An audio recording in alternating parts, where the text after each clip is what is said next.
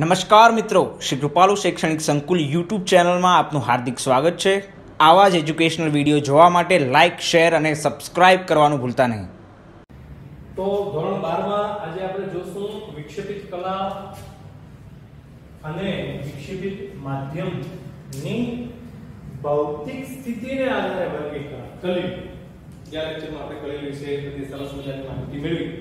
કલીલ શું છે, આલંબન, વિલંબન, નિલંબિત રહે છે કલીલ, તો કોઈ અવસ્થાને નિલંબિત કહેવાય, એ બધી આપણે ચર્ચા કરી ગયા લેક્ચરમાં કલીલ વિશે। બરાબર, સરસ મજાની આકૃતિ પણ મેં અહીંયા દોરી હતી અને તમે પણ મારી દીકરી આકૃતિ દોરી રાખજો, કારણ કે એ સમજવા માટે બહુ મહત્વની છે। સરસ, પછી મેં વાત પણ કરી હતી કે આપણે કલીલનું વર્ગીકરણ કરવાનું છે 3 રીતે।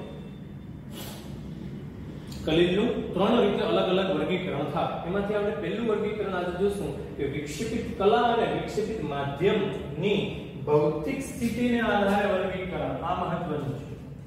કલીલનું આપણે વર્ગીકરણ કરીએ પણ વિક્ષેપિત કલા અને વિક્ષેપિત માધ્યમની ભૌતિક સ્થિતિને આધારે વર્ગીકરણ કરવાનું છે। તો કઈ છે નહીં, બહુ સરળ છે। બરાબર, કારણ કે રોજબરોજના આપણા જીવનની અંદર કલીલો આપણી સાથે સંકળાયેલા છે અને એમાંથી ગોતીને આપણે ઉદાહરણ મૂકવાના છે। પણ સરળ છે, પણ એટલું જ આઈએમપી છે કે 1 માર્કનો એસક્યુ આમાંથી હોય જ। 99.99% જે વર્ગીકરણ હું અહીંયા આગળ લખીશ એમાંથી એક એસક્યુ આવવાની 99.99% સંભાવના। આખો પ્રશ્ન આવી જાય તો કોઈ સવાલ નથી, બાકી એકાદ એસક્યુ તો હશે। તો આપણે એને ધ્યાનથી સમજવાનો પ્રયત્ન કરશું। પણ પહેલા હું અહીંયા લખી દઉં છું વિક્ષેપિત કલા એટલે શું? કલી આ બધાને મેં આગળ કીધું વિક્ષેપિત કલા, વિખેરાયેલું છે તે કલીલ। વિક્ષેપિત માધ્યમ એટલે માધ્યમ, જનરલી આપણે એને કહી દઈએ અત્યારે પાણી, કે જેમાં કલીલ વિખેરાયેલા છે। એવું જરૂરી નથી કે પાણી જ હોય, ને આલ્કોહોલ પણ હોઈ શકે, બીજું કંઈ પણ હોઈ શકે, પણ અત્યારે સમજવા માટે આપણે માધ્યમને પાણી કહી દઈએ અને વિક્ષેપિત કલાને આપણે કલીલ કહી દઈએ। હવે તમારે આને ગોખવા કરતા થોડું સંવેદનાથી સમજવાનો પ્રયત્ન કરો તો તમને સહેલું લાગશે, ફટાફટ આવડી જશે। કલીલ છે ને એ ઓછું હોય એવું યાદ રાખજો। માધ્યમ છે ને વધુ હોય, એટલે ભાઈ તો ડેફિનેટલી વાત છે ને, માધ્યમ હંમેશા વધુ હોય। એમાં જે કલીલ વિખેરાયેલા છે તો એ કલીલનો જથ્થો ઓછો હશે, માધ્યમનો જથ્થો સાપેક્ષમાં વધુ હશે। દ્રાવણમાં જેમ આપણે ભણી ગયા એમ જ, દ્રાવણમાં જેમ આપણે વાત કરીએ કે દ્રાવ્ય ઓછું હોય, દ્રાવક વધુ હોય, એમાં કલીલ ઓછું હોય અને માધ્યમ વધુ હોય, એટલે જથ્થો વધુ હોય માધ્યમનો, સાપેક્ષમાં કલીલનો જથ્થો થોડો ઓછો હોય। સરસ, તો હવે આપણે અલગ અલગ કલીલને ભરવાના છે, એટલે હું અહીંયા લખું છું, એક કોષ્ટક બનાવીએ આપણે કે વિક્ષેપિત કલા, ઇટ મીન્સ કલીલ, વિક્ષેપિત માધ્યમ જે સોલ બને છે એ સોલ અને એમનું ઉદાહરણ ઉદાહરણ। તમારે અહીંયા એક વિચારવાનું છે કે જે આ કલીલ હોય ને એનો જથ્થો થોડો ઓછો હોય, માધ્યમ હોય ને એનો જથ્થો વધુ હોય। આ માત્રા યાદ રાખજો। બરાબર, હાલો હવે લઈએ એક એક અંતરો ભણીએ અને 3 અંતર છે। એમાં પહેલું, માનો કે બધા તમારા કલીલ છે ને ઘન છે। ઘન ભૌતિક સ્થિતિને આધારે વર્ગીકરણ। ભૌતિક સ્થિતિ એટલે શું? ઘન પ્રવાહી વાયુ, એને કહેવાય એની ભૌતિક સ્થિતિ। તો ભૌતિક સ્થિતિને આધારે આપણે કલીલનું વર્ગીકરણ કરવાનું છે। બરાબર, ધ્યાનથી સાંભળજો। માનો કે વિક્ષેપિત કલા એટલે કલીલ, માધ્યમ એટલે જે માધ્યમમાં કલીલ વિખેરાયેલા છે એની ભૌતિક સ્થિતિને આધારે વર્ગીકરણ કરીએ। ભૌતિક સ્થિતિ એટલે શું? ભૌતિક સ્થિતિ એટલે ઘન પ્રવાહી અને વાયુ। તો માનો કે કલીલ આપણા બધા ઘન છે, ઘન ઘન ઘન। માધ્યમ એકવાર લેશું આપણે ઘન, એકવાર લેશું આપણે પ્રવાહી અને એકવાર લેશું આપણે વાયુ। હાલો વિચારવું પડશે, એટલે થોડુંક મારી સાથે રહેજો। બરાબર, વિચાર કરો કે એક ઘનના બારીક કણો, જે કલીલ કણો છે, કલીલ છે તમારે કેવા છે? ઘન, અને કલીલ છે એટલે એ બારીક કણો હોય। કલીલ કણો હંમેશા બારીક હોય કે જેનું માપ 1 થી 1000 નેનોમીટરની વચ્ચેનું હોય। તો એવા એક ઘનના બારીક કણો બીજા ઘનમાં વિખેરાયેલા છે। બે ઘન એટલે એક ઘન છે, એમાં બીજા ઘનના કણો વિખેરાયેલા છે, બે ઘન છે એટલે જે સોલ બનશે, દ્રાવણ બનશે, એ તો ઘન જ બનવાનું છે ને, એટલે આપણે લખશું એને ઘન સોલ. વિચાર કરો, એવું જોયું છે તમે કે એક ઘનના બારીક કણો બીજા ઘનમાં વિખેરાયેલા હોય, એવું નથી કે જોયું છે? હા, રંગીન કાચ. રંગીન કાચ ઉદાહરણ છે. રંગીન કાચમાં શું થાય? કાચ છે ને એ ઘન છે, પણ એમાં રંગીન જે કણો છે ને, ઝીણા રંગીન કણો એની અંદર વિખેરાયેલા હોય છે, એવા કાચ આવે છે. બરાબર? તો રંગીન કાચ કે જેમાં રંગના જે કણો છે ને એ કલીલ કણો છે, એ કાચ છે ને માધ્યમ થશે, એટલે માધ્યમ કાચ છે એ ઘન છે, એટલે માધ્યમ ઘન. આ કલીલ કણો છે, રંગના કણો એ પણ ઘન, એટલે ઘન કણો ઘનની અંદર વિખેરાયેલા છે, એટલે રંગીન કાચ સરસ મજાનું એનું માટે ઉદાહરણ થશે. બીજું તમે જો ઘન પ્રવાહી. ઘન પ્રવાહી તો ઘનના કણો એટલે ઘન કલીલ કણો પ્રવાહીમાં વિખેરાયેલા છે. મેં તમને ગયા લેક્ચરમાં આકૃતિ દોરીને આપી હતી, એમ જ પાણીની અંદર નાના ઘનના કણો છે એ વિખેરાયેલા હતા, એટલે એને કહેવાય સામાન્ય સોળ. ખાલી શું કહેશું? સોળ. અને શું કહેશું આપણે? સોળ. ઘનના કણો પ્રવાહીમાં વિખેરાયેલા છે, એટલે તમે ઘનના કલીલ કણો હોય, માટીના હોય કે પછી કોઈ બીજા ઘનના કણો હોય, એ તમે પ્રવાહીમાં નાખી દેશો, પ્રવાહી વધુ હોય એટલે સોલ મળશે, એને આપણે કહીશું સામાન્ય સોલ. તો આપણે એમાં સરસ મજાનું ઉદાહરણ લખવું તો શું લખી શકાય?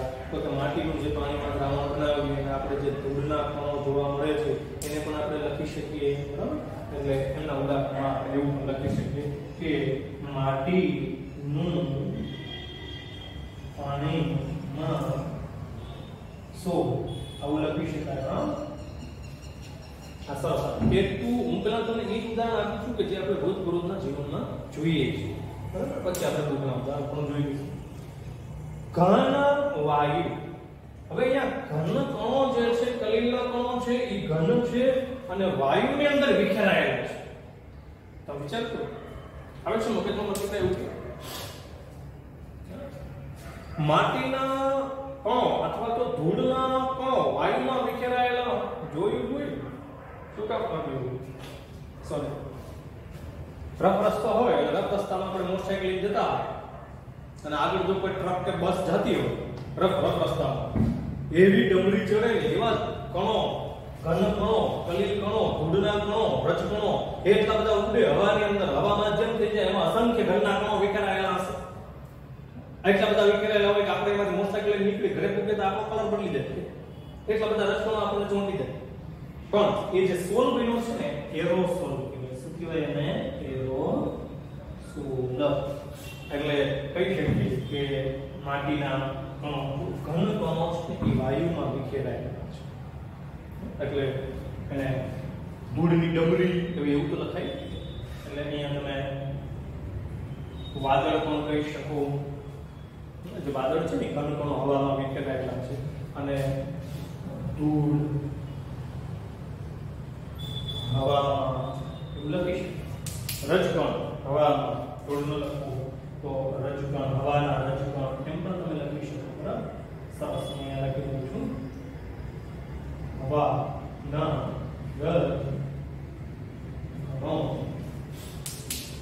હવાના રજકણ. જો આ એના સરસ મજાના આપણે ઉદાહરણો થઈ ગયા. બરાબર? તો પહેલો અંતરો પૂરો થયો કે કલીલ બધા ઘન હતા, એવો અંતરો પૂરો થયો. ઘન તો એમાં બનશે ઘનસોલ. કલીલ કણો એ ઘન છે, ઘન કલીલ કણો જે માધ્યમમાં વિખેરાયેલા છે, માધ્યમ પણ ઘન છે, એટલે રંગીન કાચ એના ઘણા બધા ઉદાહરણ છે. પછી કોષ પ્રવાહી, બુકમાં તો કોષ પ્રવાહી પણ લખેલું છે, રંગીન કાચ છે, આ એના ઉદાહરણ છે. બરાબર?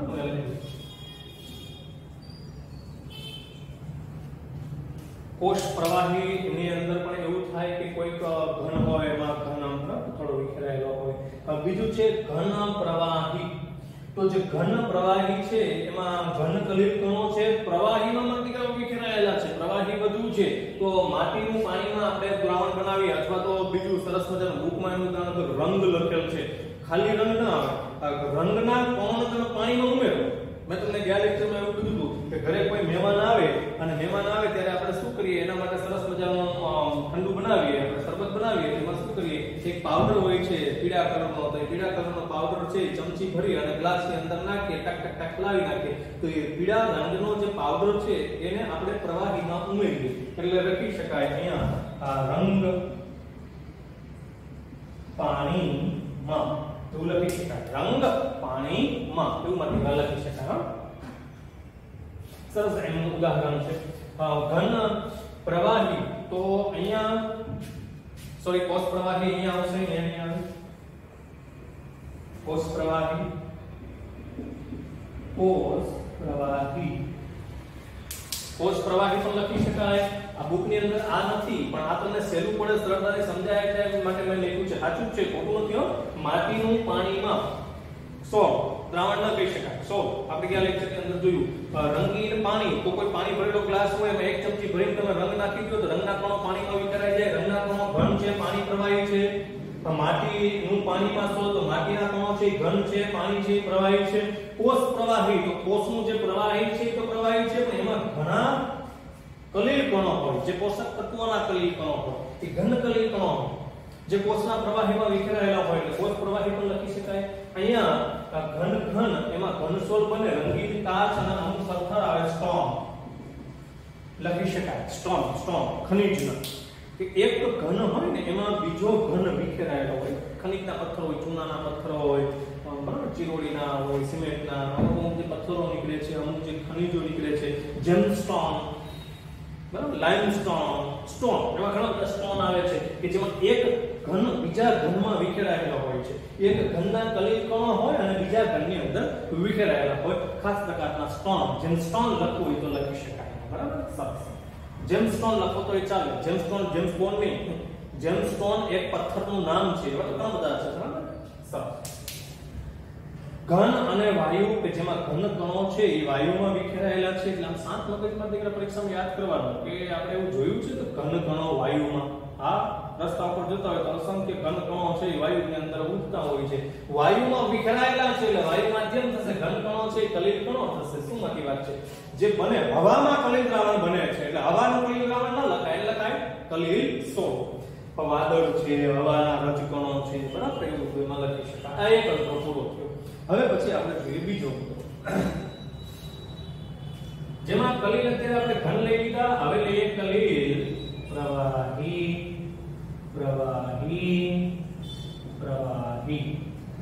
કેવા કલીલ લેશું દીકરા આપણે? પ્રવાહી. અને એમાં માધ્યમ આપણે લેશું ફરી પાછું ઘન, પ્રવાહી અને વાયુ. હાલો હવે આ તમારે મને કહેવાનું છે. સોલ્વ કેવો બને ને એવું તમને કેવું છે ઉદાહરણ તમારે મને કહેવાનું છે. વિચારો કે પ્રવાહીના કલીલ કણો, કલીલ કણો છે પ્રવાહી છે એટલે જથ્થો ઓછો હશે. એ ઘનની અંદર વિખેરાયેલા છે. ઘન માધ્યમ છે એટલે જથ્થો વધુ હશે. ટૂંકમાં તમે સીધું જુઓ ને કે પ્રવાહી ઓછું ને ઘન વધુ.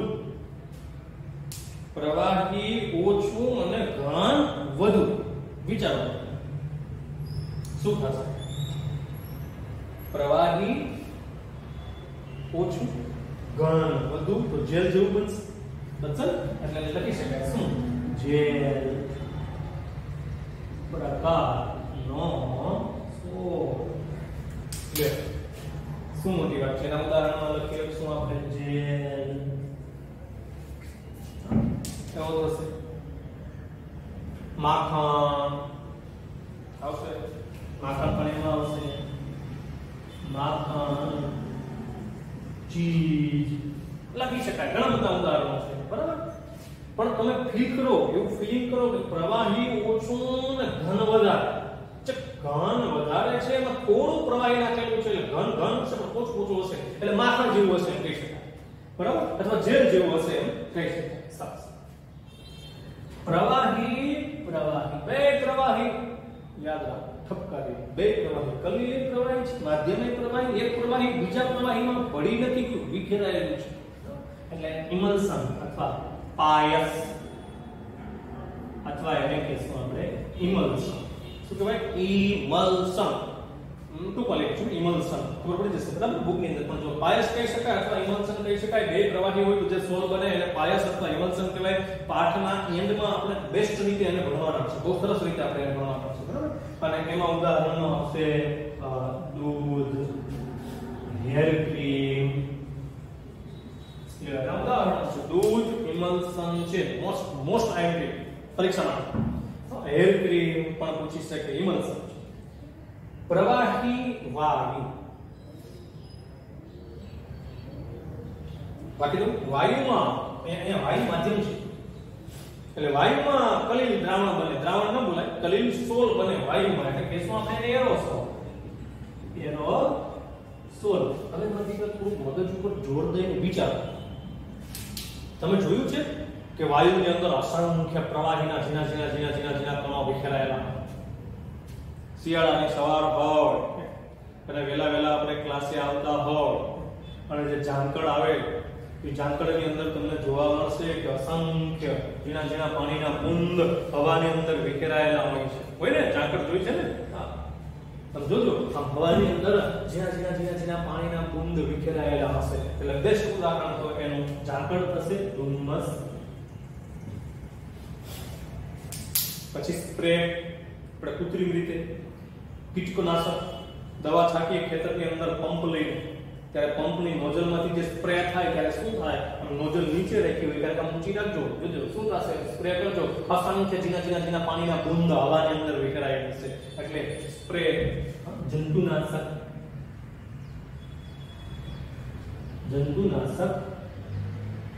સ્પ્રે લખી શકાય બરાબર જંતુનાશક છંટકાવ સ્પ્રે નહીં લખીએ આપણે છંટકાવ જંતુનાશક જે છંટકાવ કરીએ છીએ ખેતરની અંદર તો એ આપણે ડેફિનેટલી લખી શકીએ જંતુનાશક છંટકાવ એટલે જે સ્પ્રે થાય બુકની અંદર એ સરસ રીતે લખેલું છે બરાબર પછી એવું છે જંતુનાશકનો સ્પ્રે આપણે ઘરે વાળ ઓળાવવા માટે પણ આપણે સ્પ્રે રાખીએ અથવા વાળની દુકાનમાં પણ સ્પ્રે હોય છે બરાબર ને એ સ્પ્રે એટલે સ્પ્રે બધા સ્પ્રે જ છે સ્પ્રેમાં શું થાય તો અસંખ્ય પાણીના બુંદ હવાની અંદર વિખેરાય બસ વાત એ મહત્વની છે કે પાણીના બુંદ એટલે કે પાણી પ્રવાહી છે કલીલ કણો પાણી પ્રવાહી છે અને એના ઝીણા બુંદ એટલે કલીલ કણો થઈ ગયા પાણીના ઝીણા બુંદ એટલે કલીલ કણો એ હવામાં વિખેરાય હોય તો તમે દવા છાંટવાના પંપથી વિખેરો કે હાથ પંપથી વિખેરો કે ઝાંકળમાં હોય બધું એક જ થયું ઉદાહરણો છે અલગ અલગ કોન્સેપ્ટ શું છે કે પાણીના ઝીણા બુંદ હવામાં વિખેરાયેલા છે જ્યાં પાણી ઓછું છે ને હવા વધુ છે હવા વધુ છે એટલે હવા માધ્યમ છે પાણી ઓછું છે માટે તે કલીલ છે કાકેના ઝીણા કણો છે પછી તમે ધુમ્મસ લઈ લખો જંતુનાશક છંટકાવ લખો કે હાથનો જે પંપ આવે છે હેન્ડ પંપ એનો જે સ્પ્રે છે એ લખો XY છે બરાબર સરસ મજાનું હવે આપણે છેલ્લો અંતમાં દીકરા બાકી રહ્યો છે સરસ તો છેલ્લો અંક આપણે જોશું અહીં આને નીકાળી દઈશું બરાબર અહીંયાથી નીચેથી ધ્યાન એટલે આના ઉદાહરણો સિદ્ધાંત તમારે ગોખવાના નથી પહેલા થોડું સમજજો કે જે તમને સિચ્યુએશન આપે ઘન પ્રવાહીમાં અથવા પ્રવાહી વાયુમાં જે સિચ્યુએશન તમને આપે છે એને મહેસૂસ કરો એવું તમે કંઈક જોયું છે અને જોવાનો પ્રયત્ન કરો હવે ત્રીજું આપણે લઈએ કલીલોને ઘન સ્વરૂપે લઈ લીધા કલીલોને પ્રવાહી સ્વરૂપે લઈ લીધા હવે કલીલને આપણે લઈએ વાયુ માધ્યમ લેશું ઘન માધ્યમ લેશું પ્રવાહી પહેલા આપણે કલીલ ઘન સ્વરૂપે લીધા ભૌતિક સ્થિતિના આધારે આપણે વર્ગીકરણ કરીએ તો કલીલને આપણે લીધા ઘન સ્વરૂપે પછી કલીલને લીધા પ્રવાહી સ્વરૂપે પછી કલીલને લીધા વાયુ સ્વરૂપે એ વાયુમાં મેં બે જ લેખા શું કામ કે વાયુ ભેગા થઈને કલીલ ન બને વાયુ ભેગા થઈને કલીલ સોલ ન બને એટલે વાયુમાં આપણે બે જ વખત કીધું વાયુને ઘનમાં અને વાયુને પ્રવાહીમાં વાયુમાં કલીલ સોલ નહીં બનાવે બરાબર યાદ રાખજો તો વાયુ ઘનમાં હાલો વિચારો ઘન વધારે છે અને એમની અંદર વાયુ વિખેરાયેલા છે તમે એવું જોયું છે કે કોઈ ઘનની અંદર વાયુમાં દીકરાઓ વિખેરાયેલો હું તમને એક સરસ ઉદાહરણ બુકમાં જે લખ્યું છે તમે ભૂલી ગયો હવે દરિયા કિનારે ફરવા જશો તો દરિયાના કિનારામાં જે અમુક એવા પથ્થરો હશે એ પથ્થરો તમને જોવા મળશે એમાં ઝીણા છિદ્ર હશે એકદમ ઝીણા છિદ્ર વાળા પથ્થરો હોય છે અને ઝીણા છિદ્ર વાળો જે પથ્થર હોય ને એના ઝીણા છિદ્રોમાં વાયુ વિખેરાયેલો હોય વાયુ અંદર પ્રવેશી ગયો હોય બરાબર ને છિદ્રો હોય તો વાયુ અંદર પ્રવેશી જાય એટલે આખો જે ઘન પદાર્થ હશે એમાં ઝીણા ઝીણા છિદ્રો હતા એમાં વાયુ અંદર પ્રવેશી જશે એટલે ઘનની અંદર વાયુ વિખેરાઈ જશે જ્યાં પથ્થર વધારે છે એટલે માધ્યમ છે ઘન વધુ છે માટે માધ્યમ છે વાયુ એની અંદર વિખેરાયેલો છે એટલે વાયુ છે કલી થશે અને પ્યુમાઇસ પથ્થર કહેવાય ઘન સોલ બનશે હા ઘન સોલ ઉદાહરણમાં આવશે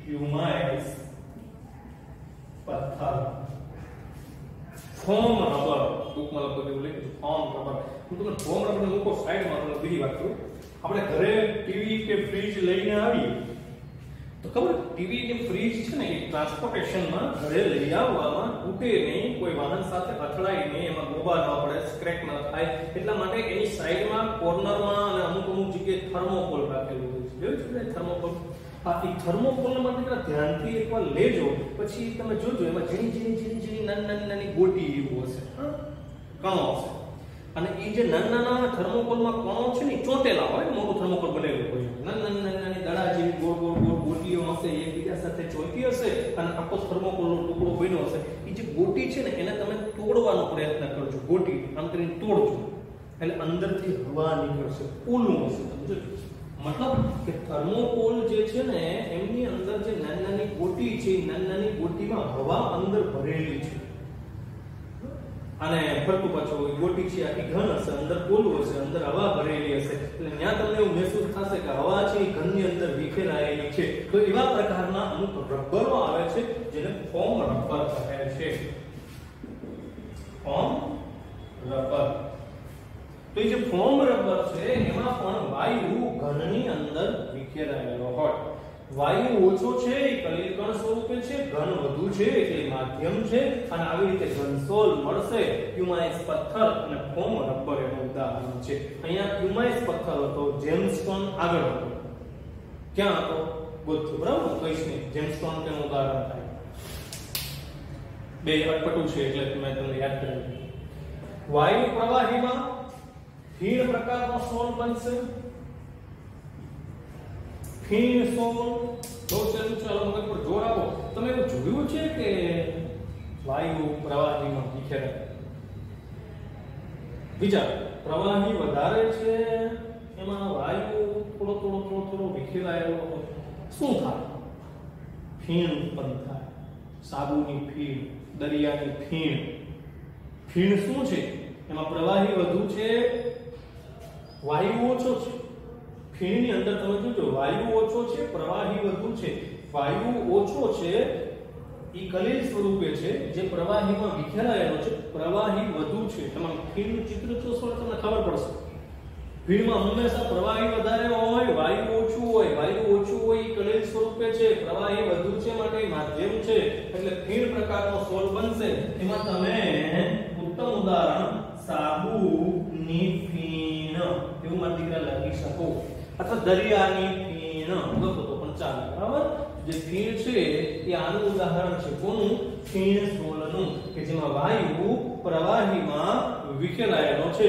હવે ઘણી વખત કોઈને એમ કહે કે ફીણ તો ફીણમાં ઘણા વાયુ વધારે લાગે પ્રવાહી તો ગોળ આખી ઘડી છે પ્રવાહી તમને દેખાય એકવાર મને એક છોકરાએ કીધું કે ફીણની અંદર તો વાયુ વધારે હોય પ્રવાહી ઓછું હોય મેં કહ્યું કઈ રીતે કે સાહેબ ડોલ હોય તો ડોલની ઉપર ફીણ હોય નીચે બધું પ્રવાહી હોય જે ઉપર ફીણ છે ફીણને તમે જોશો એટલે વાયુ તમને વધારે લાગશે પ્રવાહી ઓછું લાગશે ડોલ જે અંદર ભરી છે પ્રવાહીની જોવું પડશે ને એટલે ખરેખર એ રીતે ન જોવાનું હોય પણ સાબુને ડોલની અંદર પાણી જે ભર્યું છે એમાં ઓગાળી નાખો સાબુ ડોલની અંદર જે પાણી છે એમાં ઓગાળી નાખો પછી એક દંડિયાથી સરસ રીતે એને આમ સ્ટરિંગ કરી નાખો હલાવી નાખો અને પછી તમને જે ફીણ જોવા મળશે તો ત્યાં તમને એવું જોવા મળશે કે ઝીણા હવાના જે કણો છે ને પ્રવાહીમાં વિખેરાયેલા હશે થોડીક વાર સ્થિર રહેશે એટલે હવાના જે કણો છે એ ઉપર આવી જશે અને પછી ઉપર તમને ફીણ દેખાશે એ સ્થિતિની હું વાત નથી કરતો